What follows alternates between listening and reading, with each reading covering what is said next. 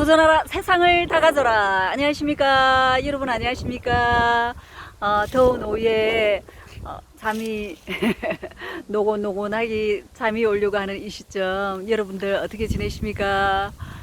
여름은 조금 쉬어가면서 일하는 게 나을 것 같아요. 물론 열심히 일하는 것도 좋지만 계절이 계절인 만큼 자신의 건강을 생각하면서 일을 조금 천천히 차분히 그렇게 해 나가셨으면 좋겠습니다. 여러분들과 함께 성공으로 가는 길 리더십, 모리야 히로시 선생님의 책을 가지고 이야기를 한번 나눠볼까 합니다.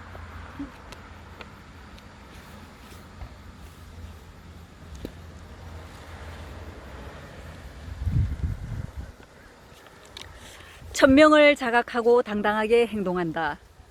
천명을 자각하면 발부둥 치지 않는다. 체념하지도 않는다. 공자가 역경을 참아낼 수 있었던 원동력을 한 가지 더 들라면 그것은 그가 천명을 자각했다는 것이다. 천명이란 바로 하늘의 의지이다.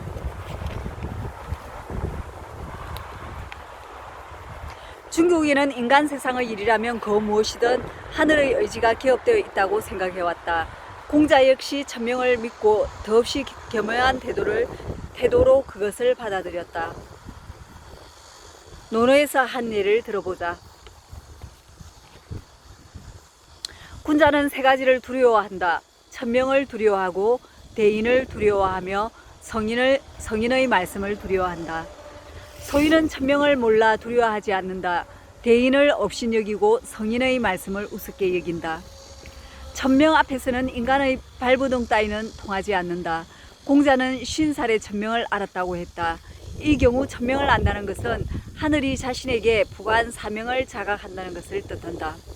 공자가 자각한 사명감이란 잃어버린 사회 질서를 회복하고 이상적인 사회를 재현하는 것이었다. 공자의 후 반생은 천명을 자각하는 것에서 시작했다고 해도 과언이 아니다. 정치 혁신의 이상에 불타 아무런 보답도 없는 제국을 유력하는 일에 온 정성을 쏟는다. 그렇기 때문에 세상을 버린 은자들로부터 전혀 쓸모없는 것을 하는 놈이라고 비웃음을 당하고 천하를 유력하다 무수히 고난을 받았다. 그러나 공자에게는 사명감이 있었기 때문에 이런 순환과 고통쯤은 문제가 될 게 없었다.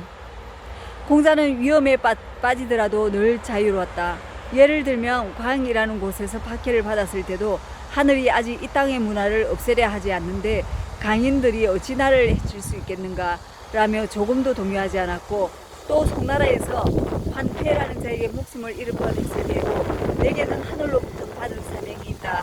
환태 따위가 나를 어찌할 수 있겠는가 하고 조금도 두려워하지 않았다.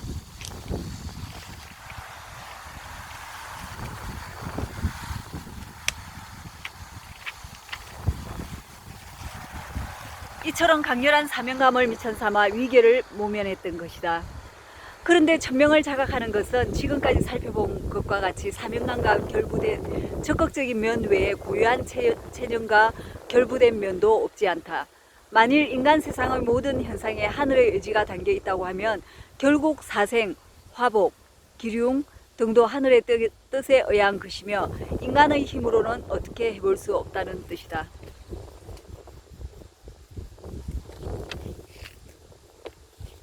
그런데 특별히 인간의 힘이 미치지 못하는 것을 사실을 강조할 때는 명이라는 한 글자만을 사용하는 경우가 많다. 하나의 고조인 유방이 죽으려 하자 몹시 걱정된 여우가 팔방으로 손을 써서 천하의 명의를 갖다옵니다. 그러나 유방은 명은 모름지기 하늘에 달려있어 천하의 명의 편작이 온다 해도 어쩔 수 없을 것이오 라며 명의를 물리쳤다. 이처럼 유방이 강조하고 있는 것도 명이다. 명 앞에서는 편작과 같은 명의도 어쩔 수 없다는 것이다. 아이고, 점심 먹고 나니까 잠이 너무 많이 오네요. 수빈이가 이틀 동안 잠을 안 자고 이래가지고 지금 막 잠이 몰려오네요. 여러분들한테 죄송합니다. 그렇지만 명을 장악하면 그런 경우 적어도 발버둥 치지는 않는다. 그렇다고 체념하지도 않는다. 한마디로 쓸데없는 저항은 하지 않는 것이다.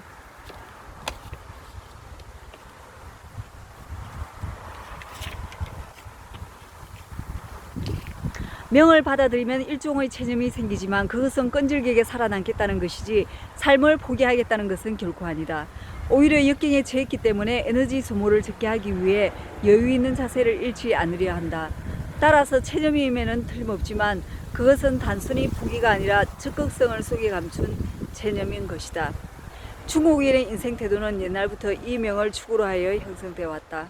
그만큼 명이 의식 속에서 차지하는 비중이 크다고 할 수 있다. 그렇다면 공자는 과연 명을 어떻게 생각했을까? 논어에는 이에 관해 언급한 곳이 몇 군데 있다. 염백구라는 제자가 불치의 병에 걸렸다. 아마 문둥병이었으리라. 문병차 염백규를 찾아간 공자는 창밖에서 제자의 손을 잡고는 탄식했다. 명의로구나. 대수롭기 짝이 없지만 어쩔 수 없다는 뜻이었다. 또 이런 이야기도 있다. 제자인 차로가 노나라의 높은 벼슬에 있던 개논을 섬길 때이다.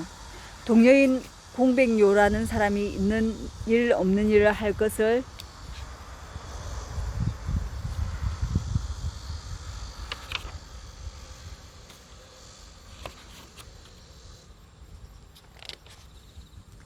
자로에 대한 험담을 개손에게 하여 자로가 공경에 빠졌다.